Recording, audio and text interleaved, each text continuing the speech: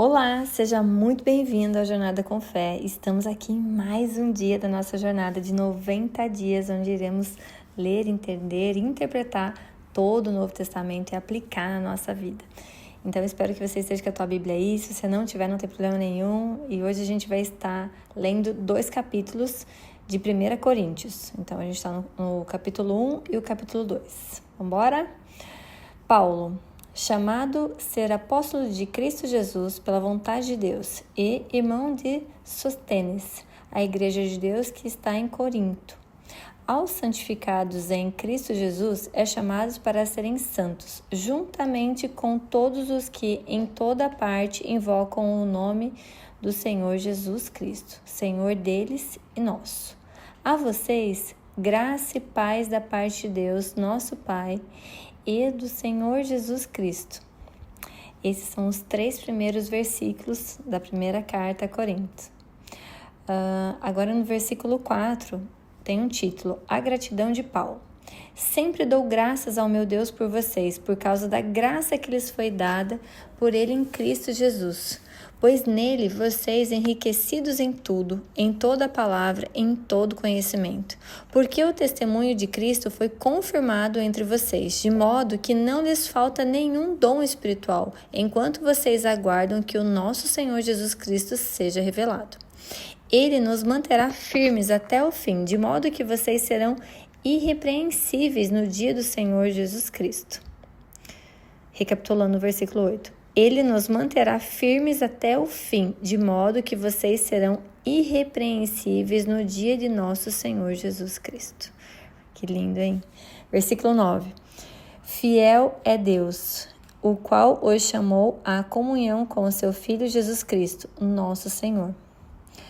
No versículo 10, quando eu inicio aqui, ele tem também um título, As Divisões na Igreja.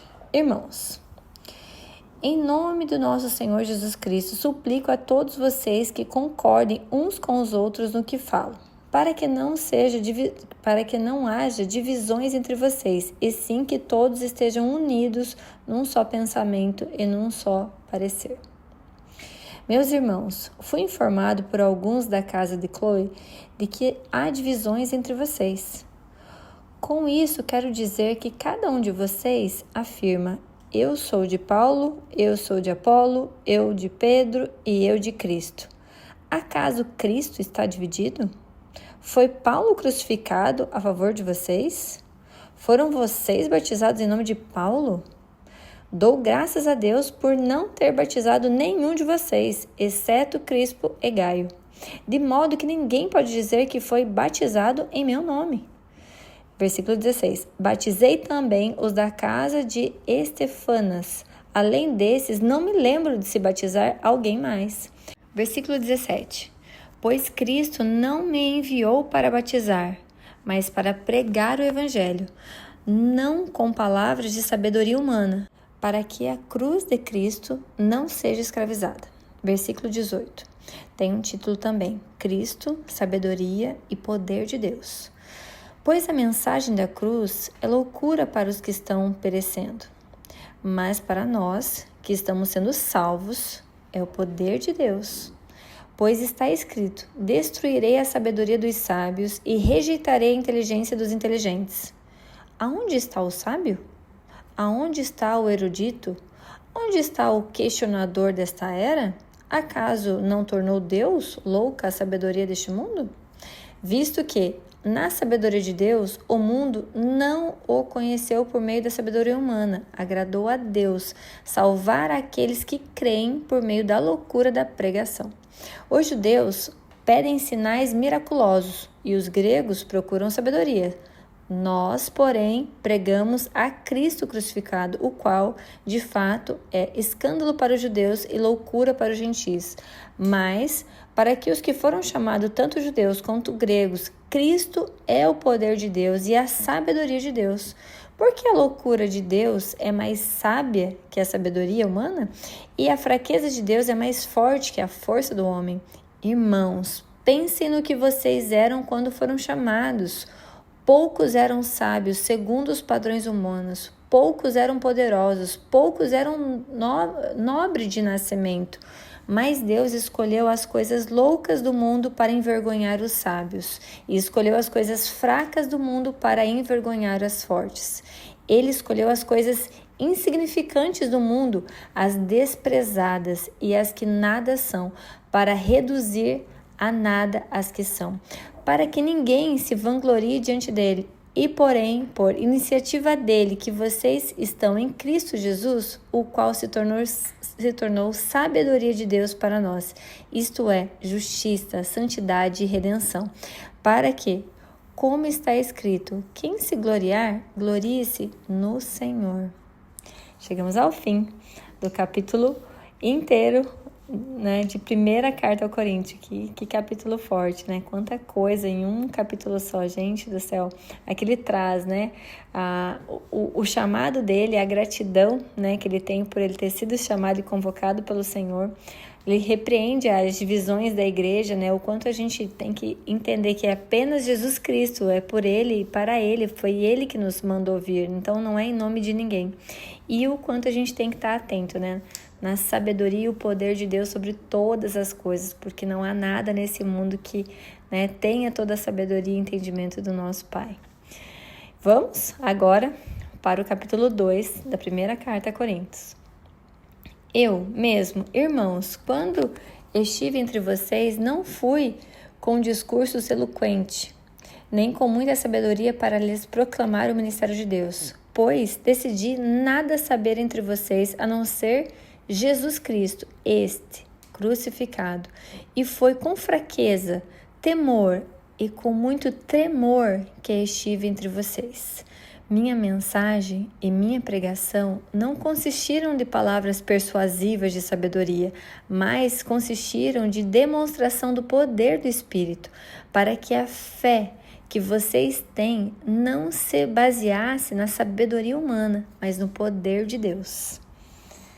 Abre parênteses, que coisa mais linda, né? A afirmação que Paulo traz aqui, né? Imagina você lendo essa carta. Nossa, é de arrepiar, né? Versículo 6 tem um título, que é A Sabedoria Procedente do Espírito. Entretanto, falamos de sabedoria entre os maduros, mas não da sabedoria desta era ou dos poderosos desta era, que estão sendo reduzidos a nada.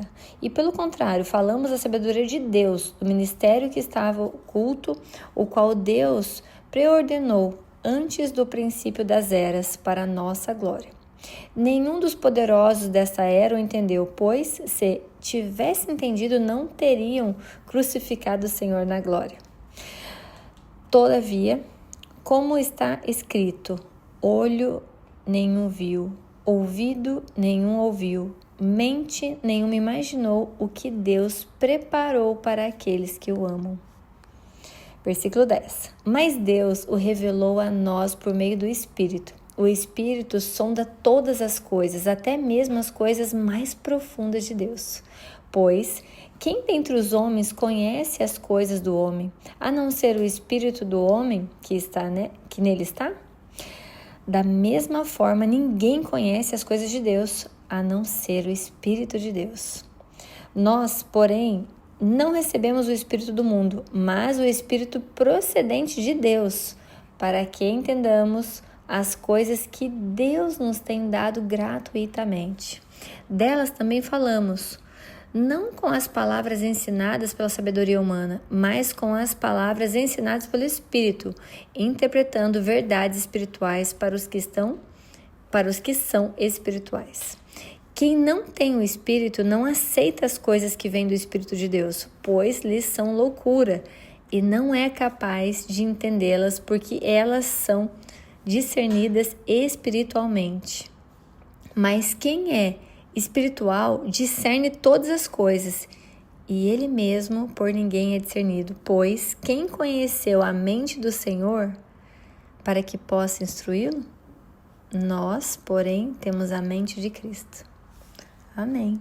Chegamos ao fim do capítulo 2. Que lindo, gente, que coisa mais linda. Eu não lembrava desse capítulo, de eu ter lido ele, e agora lendo junto com você, dá para perceber, assim, né, o cuidado de Deus, o quanto ele é grandioso, né, e é gratuito, né? É muito lindo aqui no versículo 12, ele traz, né? Para que entendemos as coisas de Deus que nos tem dado gratuitamente. Então, Deus não te cobra nada para falar com você, Ele não te pede nada, nem assim, nada, Ele só quer ouvir teu coração, Ele quer que você se ajoelhe, que você esteja pertinho dEle. Então, espero que você esteja firme aqui comigo nessa maratona de 90 dias, onde nós iremos ler todo o Novo Testamento. E eu sei que cada dia a gente vai ser edificado um pouquinho mais. E para você me ajudar a que mais pessoas conheçam Jesus, entendam dele, o nosso mandamento de hoje é: amará ao Senhor de todo o seu coração, né? E a ação é: busque a vontade de Deus hoje. Então, se você está às vezes em dúvida do seu propósito, o que você veio fazer na terra, qual é o motivo que você está aqui, se ajoelha, fala com o Senhor: Deus, eu estou aqui para te buscar. A sua palavra diz que o teu ensinamento é gratuito, que eu posso te ouvir, que eu posso te entender, que eu posso ter a sua mente, Senhor. Então, que seja a sua mente me guiando, os seus passos, que não seja por mim, que seja por ti, né? E no post, se você for compartilhar nas suas redes sociais, 1 Coríntios, versículo 18, tá? A palavra da cruz é o poder de Deus. Jesus na cruz é a nossa força, né? E é dele, e vem dele a nossa sabedoria. Então, concluímos hoje, o dia 42, estaremos juntos até o final. Eu espero que você esteja sendo edificado. A paz do Senhor Jesus esteja com você. Amém.